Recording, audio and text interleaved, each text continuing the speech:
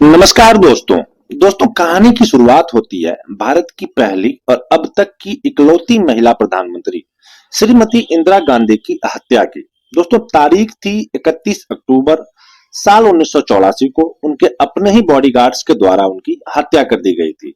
यह वो लेडी थी जिसको आयरन लेडी के नाम से यह मशहूर थी, क्योंकि इंदिरा गांधी को मारने वाले गार्ड्स सिख कौम से थे, यानी कि जिन पर इंदिरा गांधी की सुरक्षा की जिम्मेदारी थी। उन्होंने ही अपने फर्ज से गद्दारी की और उनकी हत्या कर दी। इसीलिए लोगों का गुस्सा सिखों के ऊपर फूट पड़ा।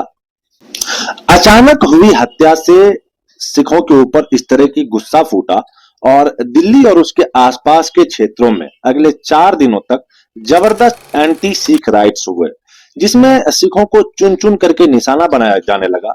सरकारी आंकड़ों के हिसाब से तो इस दंगे में मरने वालों की संख्या 2700 यानी कि 2700 थी, लेकिन अनआधिकारिक रूप से मिली जानकारी के मुताबिक लगभग 5000 से 5500 तक लोग इस दंगे का शिकार हुए।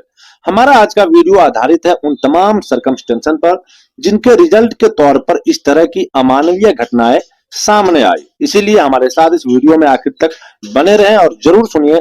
इंदिरा गांधी की हत्या और उसके बाद घटे घटनाक्रम की सच्चाई को समझने के लिए हमें साल 1984 से पहले की बात को भी समझना पड़ेगा।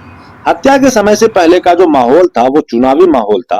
देश की पहली महिला प्रधानमंत्री इंदिरा गांधी 5वीं बार देश की प्रधानमंत्री बनने के लिए चुनाव की तैयारी में जुटी थी। 30 अक्टूबर साल 1984 यानी कि अपनी हत्या के ठीक एक दिन पहले इंदिरा गांधी उड़ीसा के दौरे से लौटी। इलेक्शन कैंपेनिंग में उनके बेटे राजीव गांधी उनके साथ था। इंदिरा गांधी के बारे में कहा जाता है कि वो अपनी हेल्थ को लेकर के कॉन्शियस थी।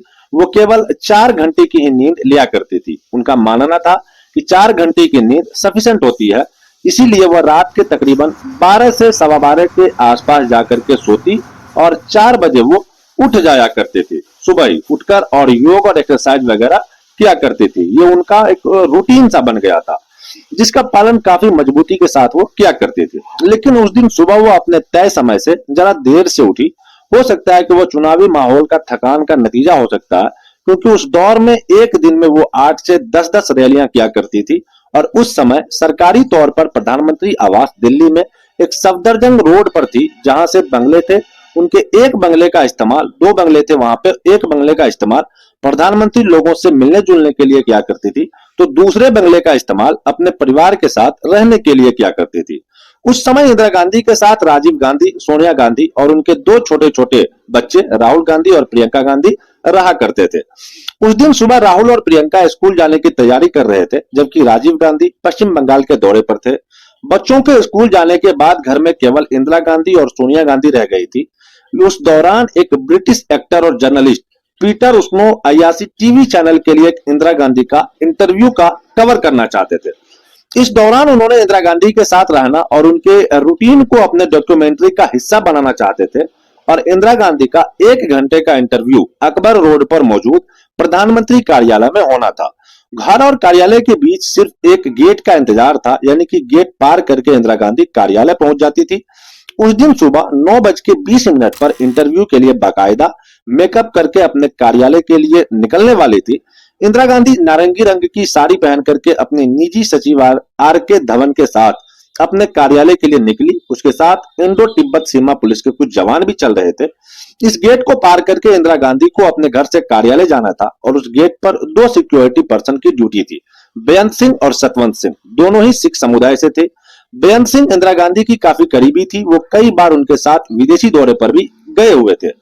लेकिन दूसरा जवान सतवंत सिंह केवल 5 महीने पहले ही उनकी सिक्योरिटी के लिए अपॉइंटमेंट किया गया था। बेअंत सिंह की ड्यूटी लगी थी और भीतर की तरफ से बेअंत सिंह की थी, लेकिन उस दिन सुबह सतवंत सिंह को बार बार वॉशरूम जाने की तलब थी, उन्हें जरूरत महसूस हो रही थी।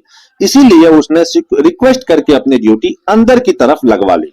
ऑपरेशन ब्लू स्टार के बाद इंटेलिजेंस एजेंसी की रॉ की एक रिपोर्ट पीएमओ कार्यालय तक पहुंची, जिसमें उन्होंने यह कहा कि प्रधानमंत्री की सुरक्षा में जितने भी सिख समुदाय के गार्ड हैं उन्हें वहां से हटा लिया जाए, जिसके चलते 10 साल पुराने गार्ड बेअंत सिंह का ट्रांसफर कर दिया गया। लेकिन उसने बात सीधे इंदिरा गांधी से कही। तब इंदिरा गांधी ने अपने सचिव आर के धवन से कह करके विशेष रूप से उसे अपनी सुरक्षा में तैनात रखने के लिए परमिशन दे दी। उस दिन सुबह इंदिरा गांधी इंटरव्यू के लिए अपने घर से दफ्तर के लिए चलती हुई गेट की तरफ बढ़ रही थी, क्योंकि इंदिरा गांधी का मानना था कि जो भी ऑपरेशन ब्लू स्टार में जो कुछ भी घटनाएं घटी थी, उसमें बेअंत सिंह का सिर्फ और सिर्फ इसलिए उनको यहाँ से ट्रांसफर करना कि वो सिख समुदाय से है, ये कहीं से भी उन्हें ठीक नहीं लग रहा था। उन्हें लग रहा था कि ये शायद गलत चीज उनको लग रहा था कि हम कर रहे हैं। इसीलिए उन्होंने अपने सचिव आर के धवन से रिक्वेस्ट करके उनकी सिक्योरिटी को बजाते जिस जगह पे वो पहले से था वहीं पर लगा लिया। वहां मौजूद बेअंत सिंह रोज उन्हें नमस्कार किया करता था। इंदिरा गांधी भी हाथ जोड़ करके उसे नमस्कार का जवाब दिया करती थी। ये पहले से रूटीन था, काफी दिनों से चल रहा था। गेट के करीब पहुंचते ही बेअंत सिंह ने उन्हें नमस्कार किया। इंदिरा गांधी ने भी हाथ जोड़ के नमस्ते किया और ये नमस्ते ही उनके मुंह से निकली आखिरी शब्द था। इसके बाद बेअंत सिंह ने अपनी पिस्टल निकाली, 3 गोलियां इंदिरा गांधी के ऊपर चला दी। एक गोली सीने में लगी और 2 गोलियां उनके पेट पर लगी। इंदिरा गांधी घास पे गिर गई। तभी दूसरे सिक्योरिटी गार्ड सतवंत सिंह ने अपनी स्टैंड गन निकालकर पूरी की पूरी मैगजीन इंदिरा गांधी के शरीर पर खाली कर दी। लगभग 27 गोलियां और इंदिरा गांधी को लगी। उसके बाद दोनों ही सिक्योरिटी गार्ड्स ने अपने अपने हथियार फेंक करके हाथ ऊपर कर लिए और सरेंडर कर दिया। कहते हैं कि उस वक्त बेअंत सिंह कह रहा था कि जो मुझे करना था वो मैंने कर दिया, अब तुमको जो करना है वो तुम लोग कर लो। कुछ लोग केवल कुछ जो भी घटनाएं घटी थी वो सिर्फ कुछ सेकंड में घट गया था और सिक्योरिटी में खड़े दूसरे गार्ड को कुछ करने का मौका ही नहीं मिल पाया। वो जब तक सोचते तब तक ये सब कुछ हो चुका था। गोलियों की आवाज सुनकर के उनकी बहू सोनिया गांधी भी गौन में ही भागती हुई इंदिरा गांधी के पास पहुंची। उनके सचिव आर के धवन भी वहां पहुंचे। चीख पुकार मची थी। इंदिरा गांधी को तत्काल एम्बुलेंस में डाल करके एम्स ले जाया गया, जबकि उन दिनों सिक्योरिटी गार्ड्स को एक सफदरजंग रोड पर स्थित गार्ड रूम में ले जाया गया। इस दौरान बेअंत सिंह और सतवंत सिंह ने एक बार फिर आईटीबीपी के जवानों पर हमला करने की कोशिश की। जवाबी फायरिंग में बेअंत सिंह का तत्काल मारा गया उसी जगह पे, जबकि सतवंत सिंह घायल हो गया और उसे भी अस्पताल ले जाया गया। 9:18 पर इंदिरा गांधी को गोली लगी थी। उन्हें तत्काल ही एम्स ले जाया गया। 9:38 पर वो पहुंच गई एम्स। 12 डॉक्टरों की टीम उन्हें ट्रीट करने लगे और इसी बीच पीएमए हाउस से भी एम्स में फोन गया था, इसीलिए तैयारियां पहले से कर ली गई थी। राजीव गांधी जो उस समय पश्चिम बंगाल में थे, उन्हें खबर मिलते ही उन्होंने एम्स के डॉक्टरों से बात की, सोनिया गांधी से भी बात की और वहां से दिल्ली के लिए वो रवाना हो गए। भारत के तत्कालीन राष्ट्रपति ज्ञानी जैल सिंह अपने विदेशी दौरे को छोड़ करके तत्काल दिल्ली के लिए रवाना हुए और इस बीच डॉक्टरों ने इंदिरा गांधी के शरीर से 7 गोलियां निकाली, उसके बॉडी को लाइफ सपोर्ट सिस्टम पर रखा और उनका इलाज जारी रखा। इंदिरा गांधी के शरीर से काफी खून बह चुका था। उन्हें पूरी की पूरी 30 गोलियां लगी थी, इसीलिए वो लगभग बेहोश हो गई थी। एक गोली सीधी उनके दिल पर लगी थी, जिसकी वजह से उनके हाथ ने भी काम करना बंद कर दिया था। धीरे धीरे उनके शरीर के सभी अंग काम करना बंद कर रहे थे। उस दिन दोपहर 1 बजे तक इंदिरा गांधी का इलाज चला, लेकिन 1 बजे के बाद डॉक्टरों ने अपने हाथ खड़े कर दिए। सर्टिफिकेट के मुताबिक लगभग 1:40 पर इंदिरा गांधी की मौत हो जाती है और यह खबर डॉक्टर सबसे पहले सोनिया गांधी को आकर के बताते हैं। सरकार ने इस पूरे घटनाक्रम को अब तक लोगों से छुपा रखा था, क्योंकि अचानक अगर यह बात सबको पता लगती तो दंगे भड़क सकते थे। इसीलिए लगभग 2 बजे एक न्यूज एजेंसी ने इस खबर को ब्रेकिंग न्यूज के तौर पर चला दिया कि इंदिरा गांधी की मृत्यु हो चुकी है। उसी दिन एम्स में भारत के राष्ट्रपति ज्ञानी जैल सिंह के मिलने के लिए पहुंचे, लेकिन जब तक पब्लिक सेंटीमेंट भड़कने लगे थे, क्योंकि ज्ञानी जैल सिंह भारत के तत्कालीन प्रेसिडेंट होने के साथ साथ एक सिख भी थे। उनकी कार पर पथराव हो गया और उनके कार के शीशे टूट गए। इस तरह से देश को समझ में आया कि अब आगे क्या होने वाला है। शाम को लगभग 6 बजे आधिकारिक रूप से ऑल इंडिया रेडियो और दूरदर्शन पर इंदिरा गांधी की मौत का घटनाक्रम का विवरण खबरों का हिस्सा बन गया और इसके बाद आने वाले 3-4 दिनों तक दिल्ली में सिखों को चुन चुन कर मारे जाने लगा।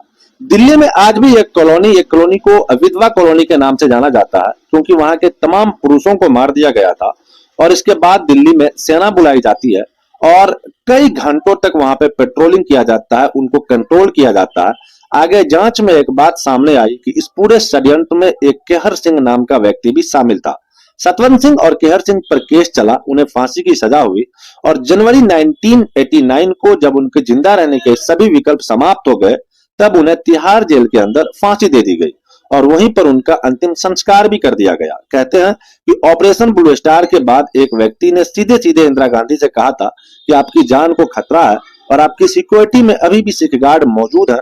तब इंदिरा गांधी ने बेअंत सिंह की तरफ देखकर कहा कि जब तक ऐसे सिख मेरे सिक्योरिटी में है, मुझे कुछ नहीं हो सकता। लेकिन उसी बेअंत सिंह ने उनके भरोसे को चूर चूर कर दिया। और फाइनल ये बात सामने आई कि इंदिरा गांधी के ऑपरेशन ब्लू स्टार में जो स्वर्ण मंदिर यानी गोल्डन टेम्पल के भीतर सेना भेजने का फैसला था, इस बात को तीनों लगभग जितने भी सिख समुदाय थे इस बात को लेकर के बहुत नाराज थे और इसी बात का बदला उन्होंने लिया इंदिरा गांधी की मौत से। तो दोस्तों ये थी इंदिरा गांधी की मौत की जुड़ी पूरी कहानी। हमें उम्मीद है कि आपको वीडियो ये इन्फॉर्मेशन आपको पसंद आई होगी। वीडियो पसंद आए तो अपने दोस्तों के साथ शेयर जरूर कीजिएगा और चैनल पे अगर नए हैं तो जाते जाते चैनल को सब्सक्राइब कर बेल आइकन जरूर से प्रेस कर दीजिएगा। हम जल्दी मिलते हैं आपसे किसी और वीडियो में किसी नई कहानी के साथ। तब तक के लिए हमें अलविदा कीजिए। जय हिंद, वंदे मातरम।